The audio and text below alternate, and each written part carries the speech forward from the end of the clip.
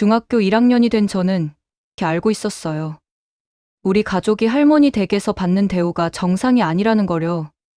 초등학생 때는 그저 이상하다고만 느꼈어요. 하지만 중학생이 되니 그게 정확히 무엇인지 알 수 있었죠. 차별. 큰아버지와 큰어머니만 사랑하고 제 아빠와 엄마는 철저히 차별하는 그런 노골적인 차별이었어요. 2011년 제가 15살이 되던 해였어요. 엄마는 43살이셨고 할머니는 83살이셨죠. 30년 가까이 시댁 생활을 하신 엄마의 얼굴엔 지친 기색이 역력했어요. 그해 설날 우리는 여느 때처럼 새벽에 출발했어요. 2시간 거리, 강릉 시골.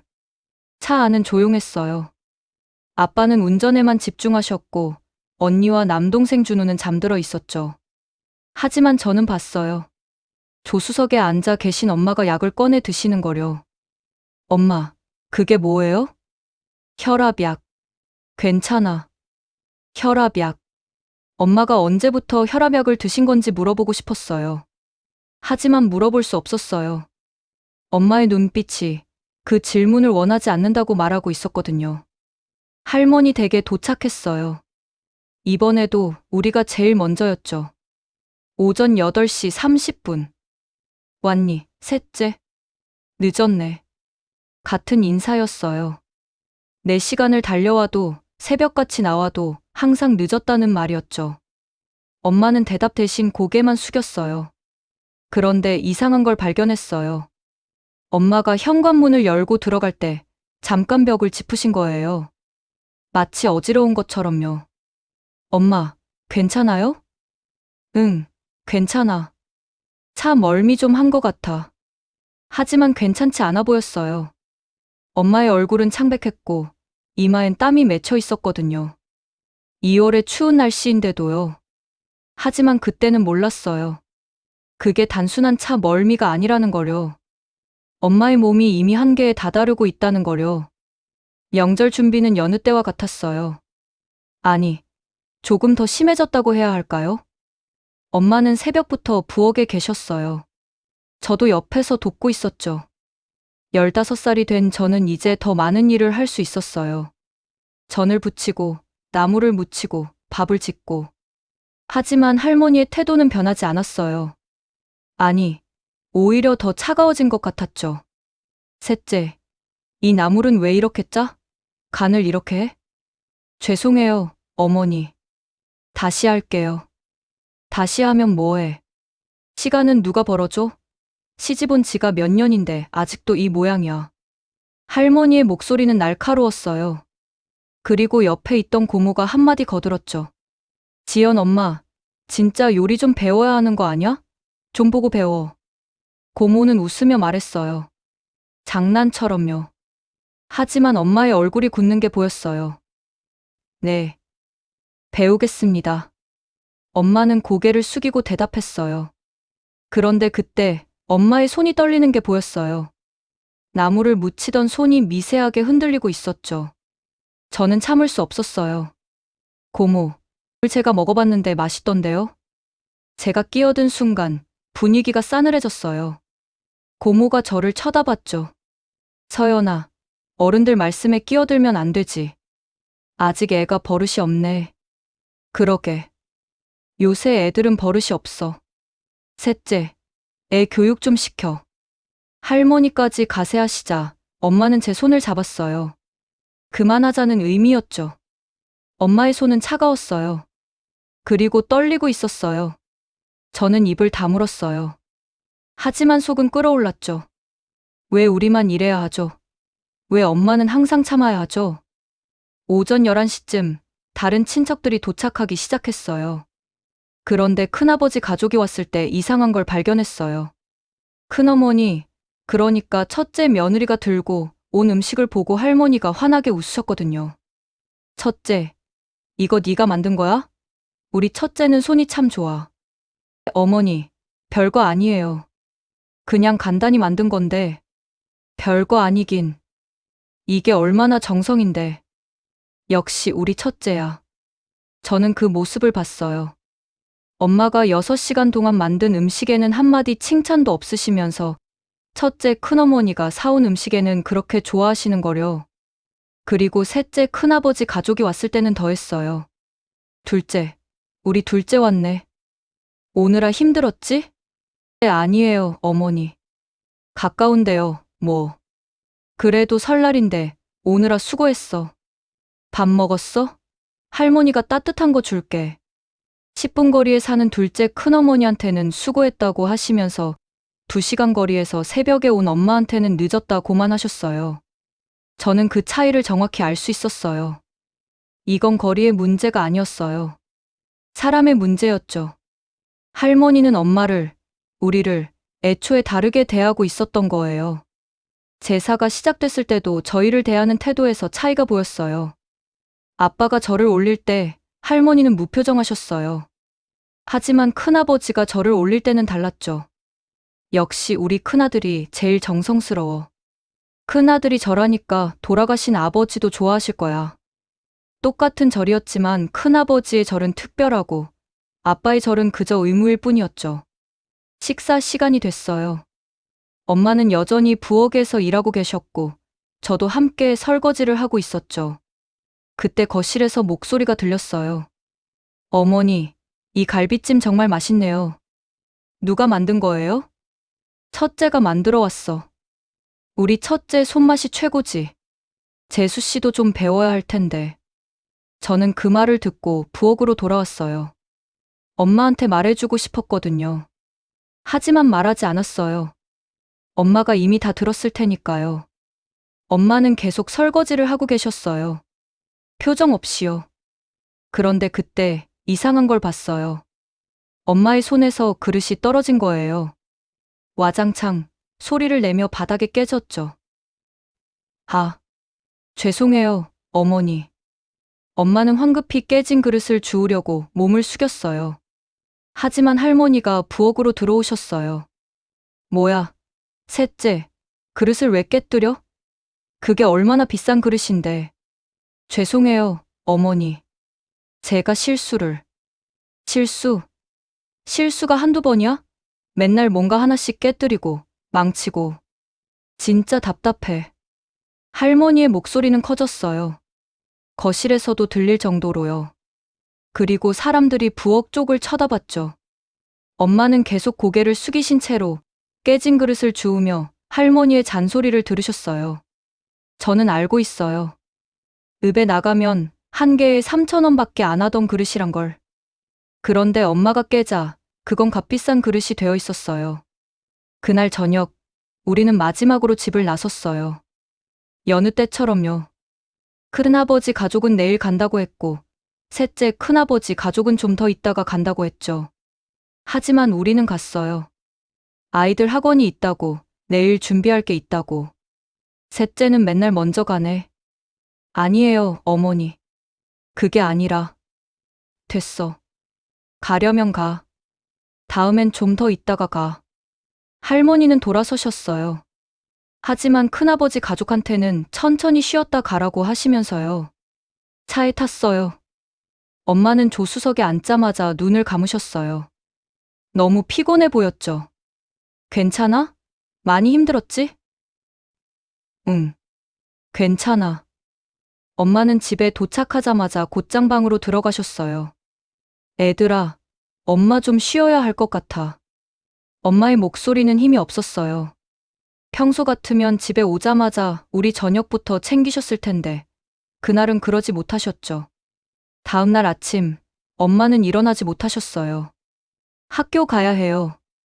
방문을 두드렸지만 대답이 없었어요. 이상해서 문을 열었죠. 그런데 표정이 이상했어요. 서연아, 미안해. 엄마가 좀 어지러워서. 엄마, 괜찮아요? 제가 아빠 불러올게요. 저는 황급히 아빠를 불렀어요. 아빠가 방에 들어가시더니 곧 구급차를 불러야겠다고 하셨죠. 여보, 일어날 수 있어? 병원 가야 할 것 같아. 어지러워. 머리가 너무 아파. 엄마는 제대로 일어나지도 못하셨어요. 아빠가 엄마를 부축해서 차에 태우셨고 우리는 급하게 병원으로 갔어요. 응급실이었어요. 의사 선생님이 엄마를 진찰하시고는 말씀하셨죠. 혈압이 너무 높네요. 180에 110이면 위험한 수준입니다. 스트레스를 많이 받으셨나요? 그게 어제 명절이어서 좀 힘들었어요. 명절 한번 치르고 이렇게까지 되진 않습니다. 평소에 계속 스트레스를 받아오셨던 것 같은데요. 혈압약은 드시고 계셨나요? 네, 먹고 있어요. 약을 먹는데도 이렇게 올라갔다는 건 몸 상태가 안 좋다는 겁니다. 일단 입원하셔야겠어요. 입원. 엄마가 입원을 하신다고요? 저는 그제야 깨달았어요. 엄마가 얼마나 힘들었는지를요. 혈압약을 먹을 정도로 입원을 해야 할 정도로 엄마의 몸이 망가지고 있었다는 거요. 그리고 그 이유가 무엇인지도 알았어요. 할머니 댁. 30년 가까이 참아온 그 차별과 무시가 엄마의 몸을 갉아먹고 있었던 거예요. 병실에 누워 계신 엄마를 보며 저는 처음으로 울었어요. 초등학생 때도 울지 않았는데 그날은 참을 수 없었어요. 엄마, 미안해요. 서연아, 왜 네가 미안해? 엄마가 약해서 그래. 아니에요. 할머니 댁 때문이잖아요. 할머니가 엄마한테 그렇게 하니까. 제 말에 엄마는 아무 대답도 하지 않으셨어요. 그저 제 손을 잡아주셨을 뿐이었죠. 엄마의 손은 여전히 차가웠어요. 내가 미안해. 내가 엄마를 보호해줬어야 했는데. 아빠가 말씀하셨어요. 아빠의 목소리는 떨리고 있었죠. 아빠도 알고 있었던 거예요. 엄마가 얼마나 힘들어했는지를요. 하지만 아빠는 아무것도 하지 않으셨어요. 할머니 앞에서, 시댁 어른들 앞에서 아빠는 항상 침묵하셨죠. 그리고 그 침묵이 엄마를 더 외롭게 만들었다는 거려. 엄마는 일주일 동안 입원하셨어요. 의사 선생님은 화병이라고 하셨어요. 오랜 스트레스가 쌓여서 생긴 병이라고요. 일주일 후 엄마는 퇴원하셨어요. 하지만 예전의 엄마가 아니었어요. 더 조용해지셨고 더 지쳐 보이셨죠. 그리고 그때 저는 결심했어요. 더 이상 참지 않기로요. 퇴원하고 한 달 후 또 할머니 댁에 가는 날이었어요. 아빠가 가자고 하셨죠. 이번 주말에 할머니 뵈러 가야 할 것 같아. 아빠의 말에 엄마의 얼굴이 굳었어요. 그리고 저도, 언니도, 동생도 모두 침묵했죠. 우리는 알고 있었어요. 엄마가 쓰러진 이유를요. 그리고 또 가면 또 같은 일이 반복될 거라는 거려. 가야 하나? 엄마가 처음으로 물어보셨어요. 가야 하나? 라고요. 30년 동안 한 번도 거절하지 않으셨던 엄마가요. 엄마가 보고 싶어 하시니까. 나는 안 보고 싶은데. 엄마의 목소리에 떨림이 있었어요. 분노인지 슬픔인지 알 수 없는 감정이 섞여 있었죠. 여보, 그래도 어머니신데. 어머니? 나한테 어머니가 해준 게 뭐가 있어요? 30년 동안 날 뭐라고 불렀는지 알아요? 셋째. 이름도 아니고, 셋째. 나는 사람이 아니라 순서였어요. 엄마가 처음으로 소리를 높이셨어요. 아빠한테, 그리고 우리한테요. 매번 새벽에 나가서 12시간씩 일하는데, 수고했다 한마디 없어요. 그릇 하나 깨뜨리면 바가지 긁고, 음식 하나 잘못하면 다른 며느리들이랑 비교하고. 나는 30년 동안 뭐였어요? 엄마는 울고 계셨어요. 30년 동안 참아온 눈물이 그제야 쏟아지는 것 같았어요. 나는 이제 못 가겠어요. 못 가요. 다시 그곳에 가면 나는 정말 죽을 것 같아요. 엄마의 목소리는 떨리고 있었어요. 그리고 우리는 모두 침묵했죠. 그날 우리 가족은 처음으로 할머니 댁에 가지 않았어요. 30년 만에 처음으로요. 할머니 댁에 가지 않은 다음 날 전화가 왔어요. 큰아버지한테서요. 민수야, 너희 어제 왜 안 왔어? 어머니가 많이 서운해 하시던데. 형님, 죄송합니다. 수진이가 몸이 안 좋아서. 몸이 안 좋아? 그렇게 안 좋으면 병원에 가 있어야지. 집에 있으면 뭐해? 어머니 뵈러 와야지. 큰아버지의 목소리는 불만스러웠어요. 엄마가 입원했다는 얘기는 관심도 없고 할머니가 서운해한다는 말만 하셨죠. 형님, 수진이가 스트레스로 쓰러져서 입원까지 했어요. 좀 쉬어야 할 것 같아요. 스트레스? 누가 스트레스 안 받고 살아? 며느리 노릇이 원래 그런 거지. 우리 집사람도 다 참고 사는데 저는 그 전화를 옆에서 듣고 있었어요. 큰아버지의 말이 믿기지 않았죠. 엄마가 쓰러졌다는데 그게 대수롭지 않다고요? 형님, 그래도. 됐어. 너도 이제 철 좀 들어야지. 어머니가 얼마나 섭섭해 하시는데. 다음 주말엔 꼭 와. 알았지? 전화는 끊겼어요. 아빠는 전화기를 내려놓고 한숨을 쉬셨죠. 그날 저녁, 고모한테서도 전화가 왔어요. 지연 엄마, 나야. 어제 왜 안 왔어? 할머니가 많이 서운해 하시던데. 몸이 좀 안 좋아서요. 몸이 안 좋아도 명절은 가야죠. 우리도 다 바쁘고 힘들어도 가잖아요. 지연 엄마만 특별한 거 아니잖아요. 고모의 목소리에는 핀잔이 섞여 있었어요. 엄마의 사정은 관심도 없고 할머니 기분만 신경 쓰시는 것 같았죠. 죄송합니다. 죄송하다고 말만 하지 말고 다음엔 꼭 와요. 할머니가 나이도 많으신데 며느리가 이러면 안 되죠. 전화가 끊겼어요. 엄마는 전화기를 들고 한참을 멍하니 있다가 조용히 울기 시작했어요. 저는 참을 수 없었어요. 엄마, 왜 죄송하다고 해요? 엄마가 잘못한 게 뭐가 있어요? 그래도 가야 하니까. 왜요? 왜 가야 해요? 할머니는 엄마한테 한 번도 잘해준 적 없잖아요. 제 목소리는 떨리고 있었어요. 분노가 치밀어 올랐죠. 서연아. 그래도 시어머니니까. 어른이니까. 어른이면 다 해요? 어른이면 사람을 이렇게 대해도 돼요? 엄마는 사람이에요. 순서가 아니라고요. 저는 소리쳤어요. 그리고 방으로 들어가 문을 쾅 닫았죠. 그날 밤, 저는 언니 지연과 동생 준우와 함께 거실에 모였어요. 엄마와 아빠는 방에 계셨고, 우리 셋만 남았죠. 우리. 더 이상 시골 안 가는 거 어때? 언니가 먼저 말을 꺼냈어요. 언니도 저와 같은 생각이었던 거예요. 나도 싫어. 할머니 댁 가면 맨날 불편하고, 엄마도 힘들어 하시잖아. 동생도 동의했어요. 우리 셋은 그날 처음으로 진지하게 이야기를 나눴어요. 할머니 댁에 대해서요. 할머니는 우리한테 한 번도 잘해주신 적 없어. 다른 사촌들한테만 잘해주시지. 우리는 항상 투명인간 같았어.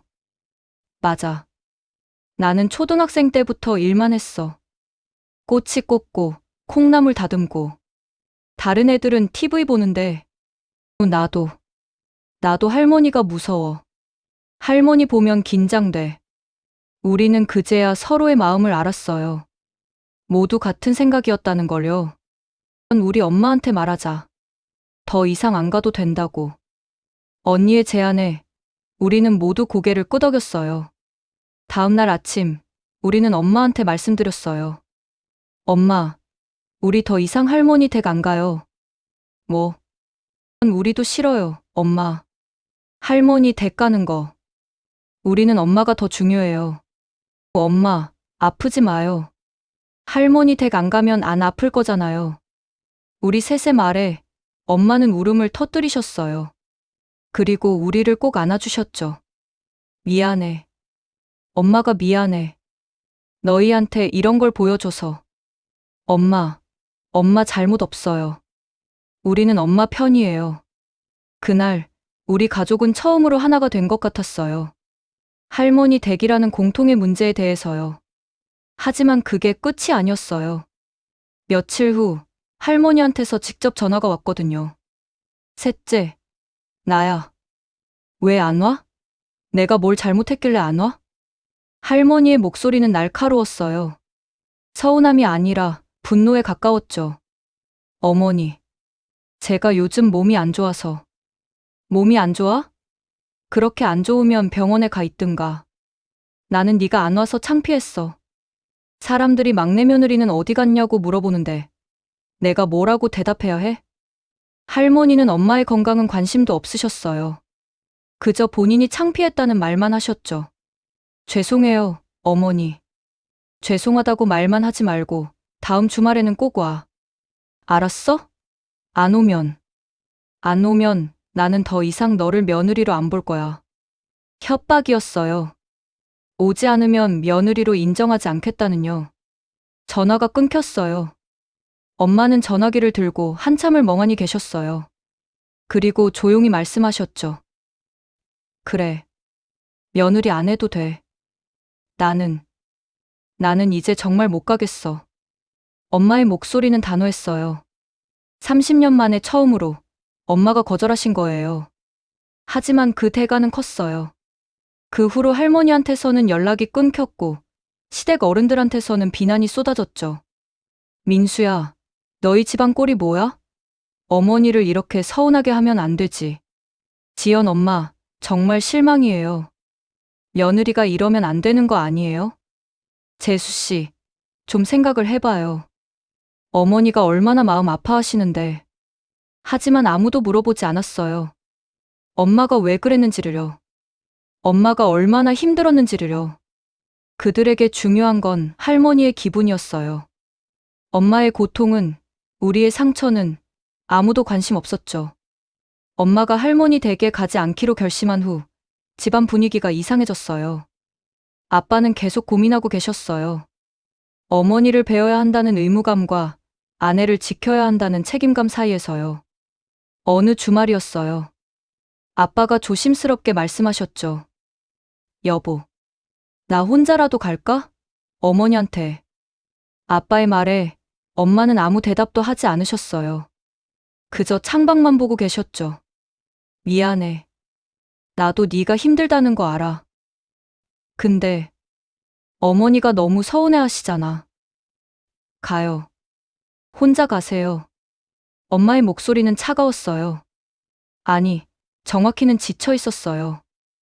여보, 괜찮아요. 당신은 아들이니까 가야죠. 나는 더 이상 못 가겠지만. 그날 아빠는 혼자 할머니 댁에 가셨어요. 우리는 집에 남았죠. 아빠가 돌아온 건 저녁 늦게였어요. 표정이 좋지 않았죠. 어머니가 많이 서운해 하시더라. 아빠의 말에 아무도 대답하지 않았어요. 형님들도 다 뭐라고 하시고, 재수 씨가 너무한다고. 그래서요? 여보, 우리 좀 생각해보자. 어머니가 이렇게 마음 아파하시는데. 아빠의 말에 엄마가 고개를 들었어요. 그리고 처음으로 아빠를 똑바로 쳐다보며 말씀하셨죠. 당신은 내가 30년 동안 얼마나 마음 아팠는지 생각해봤어요? 그건 한 번도 없죠. 한 번도. 당신은 내가 할머니한테 어떤 대우를 받는지, 얼마나 무시당하는지 한 번도 관심 없었잖아요. 엄마의 목소리는 떨리고 있었어요. 하지만 단호했죠. 나는 30년 동안 참았어요. 할머니가 나를 셋째라고 부르는 것도, 다른 며느리들이랑 비교하는 것도, 매번 늦었다고 뭐라고 하시는 것도 다 참았어요. 당신 때문에. 여보. 근데 이제 못 참겠어요. 나도 사람이에요. 나도 존중받고 싶어요. 그게 그렇게 큰 욕심인가요? 엄마는 울고 있었어요. 30년 동안 쌓였던 감정이 그제야 터져나오는 것 같았죠. 당신이 가고 싶으면 가요. 혼자 가세요. 하지만 나는 안 가요. 절대로. 그날 밤, 아빠는 한참을 침묵하셨어요. 그리고 다음날 아침, 아빠가 말씀하셨죠. 알았어. 내가 잘못했어. 미안해. 아빠의 목소리는 작았어요. 하지만 진심이 담겨 있었죠. 나도 이제 안 갈게. 우리 가족이 더 중요하니까. 아빠의 말에 엄마는 놀란 표정을 지으셨어요. 그리고 조용히 우셨죠. 그날 우리 가족은 결정했어요. 더 이상 할머니 댁에 가지 않기로요. 하지만 그 결정이 쉬웠던 건 아니에요.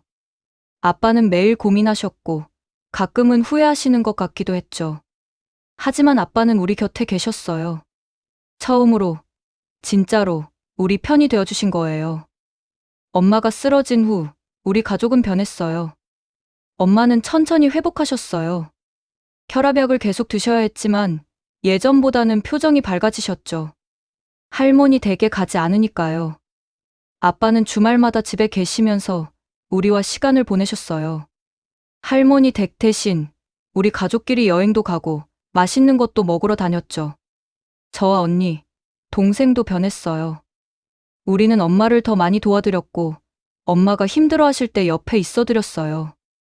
하지만 시댁과의 관계는 끊어졌어요. 할머니한테서는 연락이 없었고 큰아버지와 고모, 셋째 큰아버지도 우리를 비난했죠. 가끔 명절이 되면 아빠는 혼자 할머니 댁에 가셨어요. 아들로서의 도리를 다하기 위해서요. 하지만 우리는 가지 않았어요. 그리고 그때는 몰랐어요. 이게 끝이 아니라는 걸요.